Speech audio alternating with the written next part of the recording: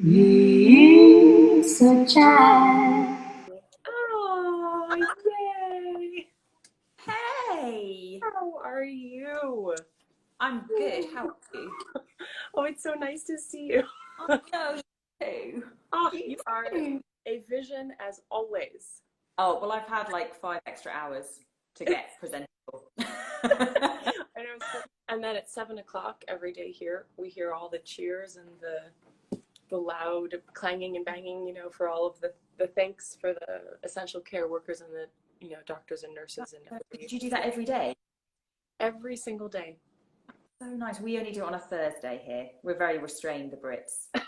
It's like once a week. That's Like, it. you may emote once a week. Exactly. And if you don't show up, Right, then you are a completely unemotional cold person. How could yeah. you? But it's the only way I can tell what day it is. It's like, it's Thursday, it's clapping day. Right. Like, otherwise, I have no idea what day of the week it is, even at the moment. Right. But I don't know, they say with children, and this definitely is true for us, that the hours go slowly, but the weeks go quickly. And that is so true. Because, I mean, a toddler is hard work, and I'm kind of like, I know. is 9 o'clock yet? But Right. then we've been in lockdown for 7 weeks, and 7 weeks have just like flown by. So it's kind of a weird sort of time vortex we're in. So are you able to get outside though? Are you guys? We're allowed to go for one kind of walk a day or Yeah. something, so run or whatever. So we're lucky because we live out in the country. So we can go out and go down to the river and throw stones in and just get a bit of fresh air. And we've got a big garden as well, so that's nice. That's so lovely. So this is when I think everybody in the world who decided to live outside of big cities is absolutely winning. I know. All the money I've spent on taxis over the years going into the city, I'm now okay that I spent that because I've got this great to be locked down in. Right. I think I absolutely, the next time this happens, I'm getting on a plane very quickly and I'm coming to you. Yeah, you're welcome. We're ready. It's funny because I'm English, but I sort of still feel English, but now feel slightly like I've been adopted by Scotland. Well, I'm Scottish man, so that's something. But there's something about, I've been here for 17 years, and it's kind of, Scotland's really like a warm country, not in temperature, mind you, but in in terms of the people, it's like just the loveliest people that just. I wish I could do the accent. Are you able to do the accent now? No, not at all. I can say like "ochai," that's about it, which is not even what Scottish people sound like. But yeah, having kind of lived with a Scotsman, you'd think I'd be able to do something, but nothing. That's okay. You've stayed strong. Yeah, but it's like I was studying in the States, I couldn't really. I remember every time I tried to do an American accent, you guys would say I sounded like I was from California. I was going to say, I'm still useless at. Oh my God. Well, so everybody else who's just tuned in, perhaps, just so as a recap, Catherine and I were freshman year roommates at Juilliard, and we shared a room the size of a closet and shared it very well. And Catherine and I were a great match for roommates because we both had quite a lot of shoes and we were the same shoe size. And Catherine and I decided on a method that not only would we share our shoes, but we would share our clothes, and we would put up Post-its on the closets if we had borrowed something from somebody. It was that moment when you thought, I'm going to steal this for the day. I really hope that she doesn't want to wear it because it's coming out with me now. Exactly. And so then we would like crisscross or something in the halls. We're like, oh, that's my shirt. That's mine. Yeah, they're my shoes. And I think we were really fortunate to have each other and to get along. I'm so lucky to have you because I just arrived in New York from the UK having not a clue about anything. And I remember when we had to fill in the form about who we wanted to share a room with, and I was like, well, I don't know anyone. I just said, please, somebody that knows New York City because I need serious help. And you were just, I remember like you were just showed me around, you took me to a place. I remember you like banging on the top of a taxi cab when they tried to over. I was just like, this girl knows what she's doing. I'm sticking with her as long as I'm sitting. That's so funny. Oh, I'm gonna cry. It's too funny. I have this image of me, when you're in college, right? And you're just like overdo everything because you're on your own for the first time, right? And you're just like, I can only imagine being like typical kind of New Yorker, taxi, don't go anywhere, that's my taxi. No, it was brilliant though. It was great. I was just like, this is amazing. So I was this little kind of shy and retiring little English violet that never said boo to it. So I was just like, ah. That didn't last very long. Yeah, you helped shape my new self. It was great. That's so funny. Well, okay, so when we were still in our undergrad, you won the first flautist chair at the National Scottish Symphony. And then I always like to say, oh my God, I can't believe you're leaving us. You're not, what? No, stop it. I know. It was such a sort of double-edged sword, that appointment, because obviously I was so happy to get the job. It was amazing.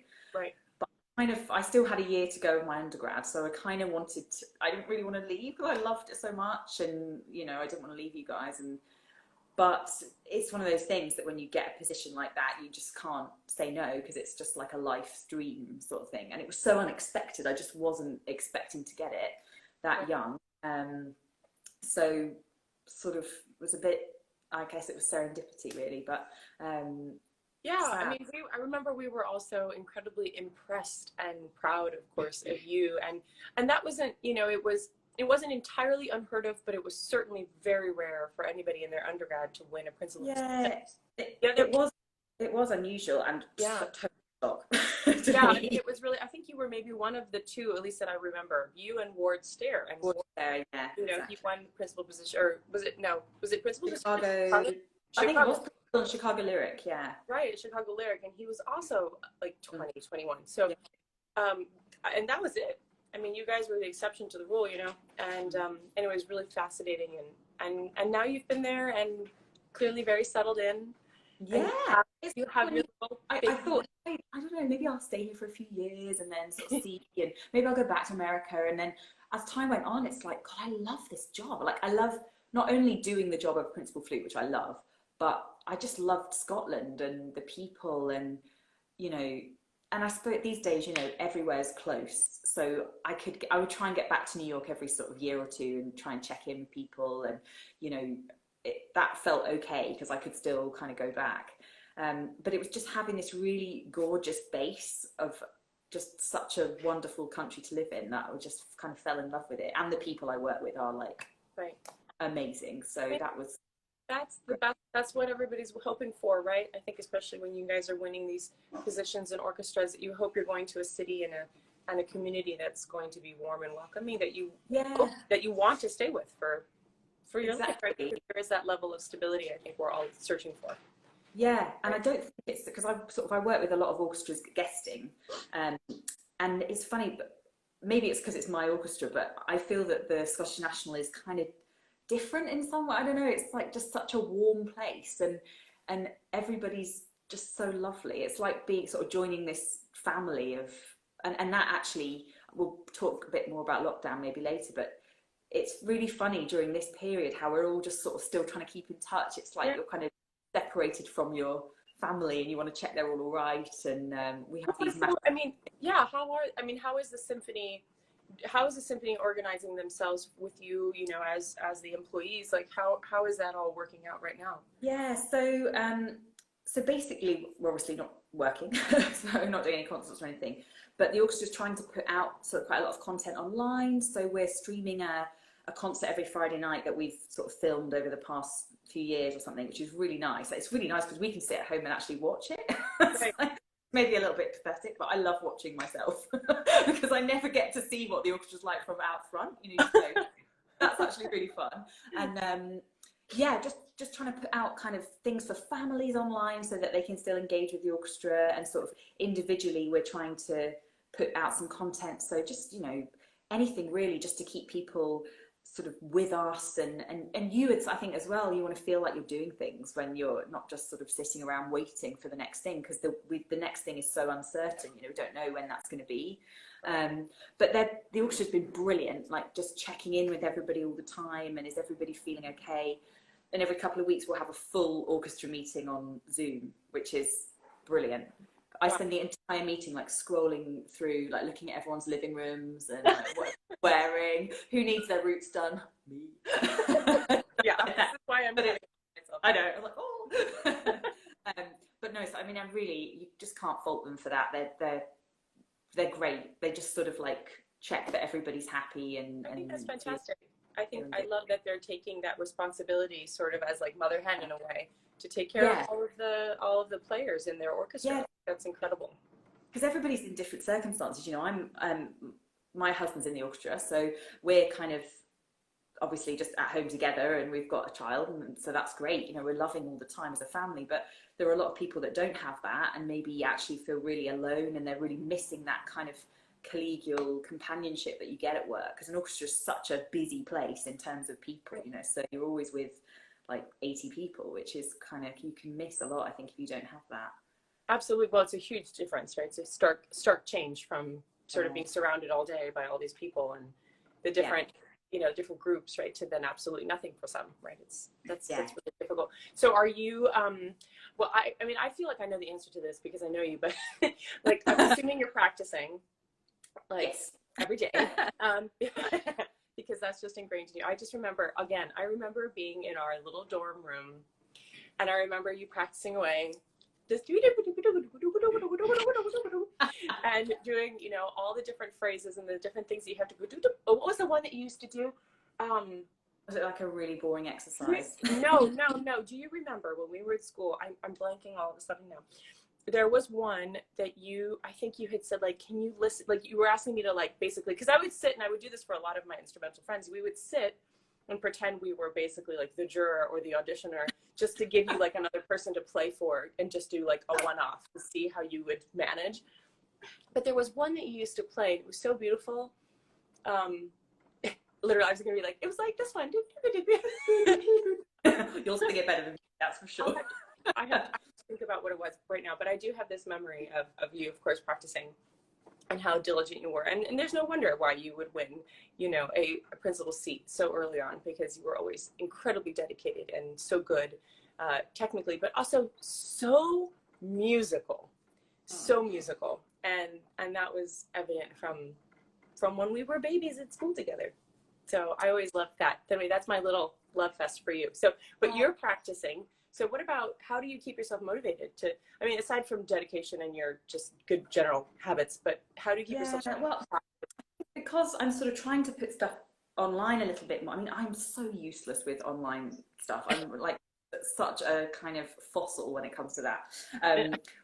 Really, this has kind of given me the opportunity to actually start doing a bit more online content, which is actually really nice, because you suddenly feel like you're reaching a whole new audience rather than doing everything live and then you're just, you know, people that are there, it's fantastic, but people that aren't there miss out. So I'm trying to do some sort of tutorial videos on different flute works just to help people, and just some things on flute technique maybe that can be helpful. So I think it is the time for everyone. You've got time to sit down and look at what's online and maybe just get some different perspectives on things. And so it's keeping me playing in a way, kind of doing all of that and preparing for that, which normally I would kind of have to throw together with no time. So it's nice to be able to sit down and sort of plan that. You guys should definitely check out Katherine's video, the one that I posted in the little graphic for this chat with you. I mean, this is also that video is sort of a perfect description of you in a nutshell, because it is flawless and musically absolutely beautiful, but it is also quirky, very silly, and very funny. And you need to dress up in different hats or whatever, you know, is right up. Exactly. And the fact that you played an egg so well. So bad. Oh my God, how hard is an egg? No, I mean, I'm one of these people that sit in the orchestra going, God, you know, percussion, all they do is like bang, and then suddenly shake an egg, it's like, oh my, this is really difficult. So that's what I should be doing, like during lockdown, is learning to play the egg, so I can include it in more of my videos. I thought it was too funny, and Teo, you know, he asked me to play that video like 30,000 times in a row. And he loved it because and I love it, and it's fantastic, and it is spunky, and it puts us both in a good mood too. And that's, you know, the musicality of it, and that's you, right? And that's just the wonderful stuff. There's so much online content now, which is amazing, but it's also kind of you can get a bit overwhelmed with how much is being put out there. And so I'll always sort of think, oh gosh, should I put something else out there, or is everything saturated? And then I think, you know, if I put things out there, a real representation of me, and especially if I'm doing my teaching videos, it's like, well, I want to kind of, you know, share a bit of myself, and I think that actually can be inspiring for people, and you know, especially seeing in a different environment, because you're kind of used to just seeing, for me, you know, either in the orchestra or doing a solo on stage, but actually to see someone in their living room playing something really beautiful, just really stupid, is lovely. I think it's such an opportunity to do things like that. I love it. I love it. I think it's fantastic. So I know, so you're sort of, you know, in a sense, teaching through these different platforms. Do you have, I have a question from one of our fans, Misguided Girl, and she asked basically, what advice, if any, do you have for a beginner who's learning a new instrument? Do you have any advice to somebody who's sort of just getting started?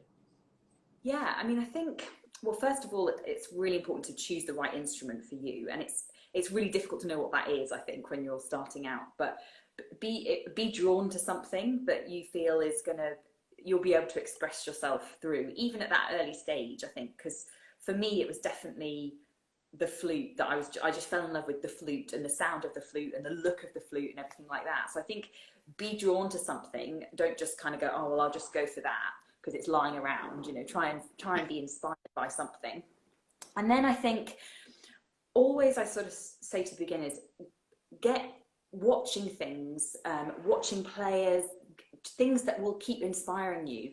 And because I think from that early stage on any instrument is really tough, because it's not that rewarding at the beginning to just kind of go or make sort of some awful sound, or you know.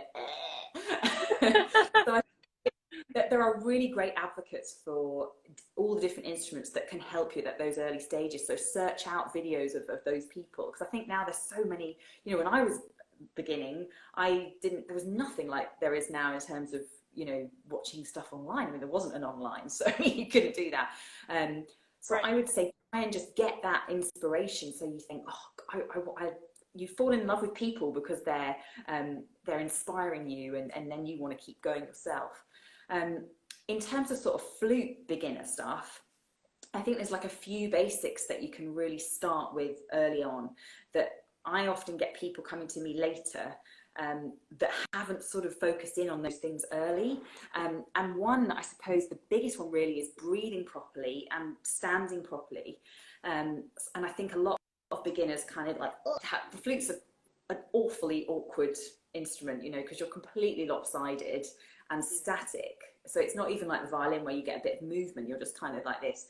So I think getting a good posture and a good setup means that everything's going to sort of be easier for you when you're learning, you know, from scratch. And I always say, even to my sort of way advanced students that should be able to breathe brilliantly, that the best advocates for good breathing are opera singers. So that's what we spend most of our time doing in my life, for me and my students, is we talk about opera singers all the time, because not only do you breathe brilliantly, but your posture is always great as well, because your body is your instrument. And I see us very similarly as flute players, because our instrument is so thin and narrow that you need to use your body as resonance as well. You know, that's kind of an extension really of the flute. So I sort of treat myself like a singer. And I think a lot of the things that we would do, both of us, for preparation, probably quite similar, definitely in terms of sort of breathing and posture. And I think that's kind of why I love the flute so much, because it's so close to the voice and how you would prepare to sing. I cannot. I'm a terrible singer. I'm sorry. No. I am. But you sing with your flute, and you always have, and you built a whole CD based on this, your Silver Voice CD. Exactly, yeah. So it was kind of in the back of my mind for quite a while to do something based around opera, just because of all of that, because of the similarities. And so I'd recorded some albums of flute concerti and things like that, and it was great, you know, this is all good. And then I transcribed some violin music for flute, and I recorded that. And again, that was really fun, but really challenging, because the flute and the violin are so different in everything but range, really. So I've really found that amazing but challenging because of the breathing problems with trying to play a violin on the flute. so then I went on to this opera project and I looked at all kind of my favorite arias and things I thought would fit well, and started sort of playing them. And I just thought, I think these really work. And it's hard to say objectively because, you know, when it's your own instrument, you think, oh, well, this, of course it sounds great, you know. But I think it was really fascinating for me, not only like playing a lyrical melody like a singer, but also trying to kind of translate the words in a way through the way I would play it. Because obviously we didn't have, can't do that on the flute, but I still wanted to be able to get that character of whatever the aria was across. So it was an incredible project for me. I loved it. Well, I think first of all, it's absolutely beautiful, and of course, I'm always particularly chuffed by the whole thing because, of course, you sent me your CD and you're like, open it up, and so I open it up and I have this little dedication, you know, to a handful of singers, and I see my name, and it just made me very happy, you know. And it was just one of those. Living with you, I think that they started it for me because it was, everything you did was so effortless, and I think I felt like that's how it should be for me really when I played. And I think a lot of instrumentalists, their instrument can get in the way of actually what they're saying. And I always say to my students, don't try and be a great flute player, try and be a great musician, because it shouldn't really matter what instrument you're holding, you're just communicating something. And that definitely stemmed from you. I mean, because you would just walk into the room and sing, like in our bedroom and sing, and it was just like, oh my God. And I had to open my box and put all my bits in order and go, it just felt like such a hassle, you know. So, yeah, no, definitely. Oh gosh. You kind of planted the seed of love for this idea of flute and voice. Oh, well, the Mutual Admiration Club, here we are. I love it. I love it. Okay, so I know that you agreed that you would play something for us. Yeah, I've got my flute right here. Is really exciting, and I'm really excited for everybody that gets to listen to Katherine, because this is essentially what used to happen when we were in school, is that I would be doing something in our little dorm room, and Katherine she would play, and it would be beautiful. I mean, and I to put this in context, like the room about the length of my flute, really. So I mean, it was kind of like, I mean, it must have been horrendous. I just remember us sitting there, and I remember one day I'll let you get yourself ready if you need to, but like I remember sitting in the room one day, and I think we had reorganized the room to make ourselves have a little more room. So we had bunked the beds, and we had put the desks underneath, which gave us some room. We had no issues as to about like who was sleeping at the top bunk or bottom bunk or anything. And I think you came in one day, and I think I just said to you, hey, Katherine, I was like, can I just organize your side? I was like, can I just clean your things? Because as Katherine knows, I'm completely, you know, probably bordering on OCD, but very organized. And Katherine is an OCD roommate is just so great, because I would come back and it's like I can find everything, and because we put it in all, it's like, oh, I forgot I had that. It was so great. It was, I mean, I was really worried to ask, because, you know, people want, you know, most times people are like, please don't touch my things, you know. Katherine was like, it's fine. So yeah, I would spend like an hour and I would organize, and she had all these fun little pens and things and colorful things, you know, all this like beautifully cute and wonderfully Katherine things, and I would organize them all, and anyway, and then she would come home, and I was like, come home, and she'd practice. God knows what I was doing, I have no idea. But anyway, so I'm so excited to listen. Can you tell us what you're going to share? So I'm going to share something very short, but it's very, I love this tune. So it's a Scottish tune, and it's from a poem written by Robert Burns, Rabbie Burns, and it's My Love is Like a Red, Red Rose, and it's a really beautiful tune. So I'm just going to play a little snippet of it for you.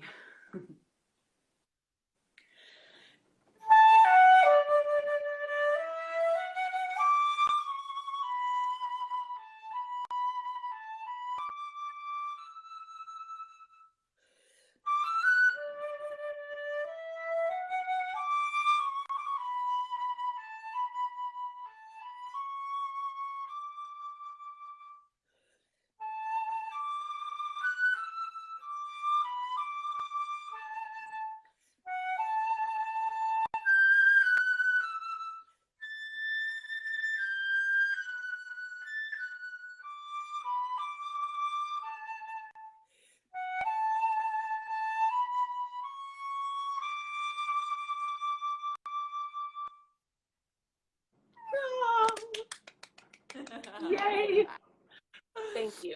That was so beautiful. Oh, that takes me back. That takes me back. That just takes me back. Well, I tell you what, the next time you need to practice, just FaceTime me and I will put you in the living room here and then I'll just listen to you practice. You can be my little jury and be like, that was a little bit flat. And actually, you can give me a breathing coaching session just to make sure I'm doing everything right. That I always need reminders. I have a lot more breathing exercises now after all these years, and I appreciate you doing that because I also know how these things are it's all strange for us still to be playing in such a fashion when we have become so accustomed to really performing to just slightly larger groups of people. And live, of course. It's going to be so amazing for us all to go back into these huge halls again. We'll be like, wow. There will be there will be this sort of great appreciation of how wonderful it is, how lucky we are. I have one last question because I know you have to get back to Torben, and the silly question is, do you still have all the shoes? Yes, I have. So do. It's so ridiculous. The amount of shoes that I have. I have about 120 pairs of shoes, which is just so ridiculous, especially now because I wear like one pair of wedge trainers because I'm a mum now and I have to kind of, a mum to a boy, you know what it's like. You're just kind of never stopping to. All my friends with girls are like doing crafting and pictures and stuff, and I'm literally running around the house trying to prevent like a huge disaster. Right. But I do have all the shoes, lots of gorgeous heels that never even go out anymore. But I figure that the day will come again when I will be in my heels, and the first opportunity will be the next time I come visit you guys in New York, and I can then bring all my heels and we can go out and I can get glammed up again. Well, listen, please send so much love to your family. Please give Torben a big scoop from me. And you to yours. I will. Thank you again so very much. And let's do our little FaceTime breathing thing. That would be fun. Yeah, let's do that. We'll come up with some crafty plan that we can get out there for people. That'd be fun. I would love that. That would be really fun. Mwah. Thank you. Mwah, mwah. Love you lots. So much love. So much love. Stay safe and healthy, please. You too. You too. And thanks everybody for watching. Yay. Bye, my Mwah, mwah. Bye. It's a child.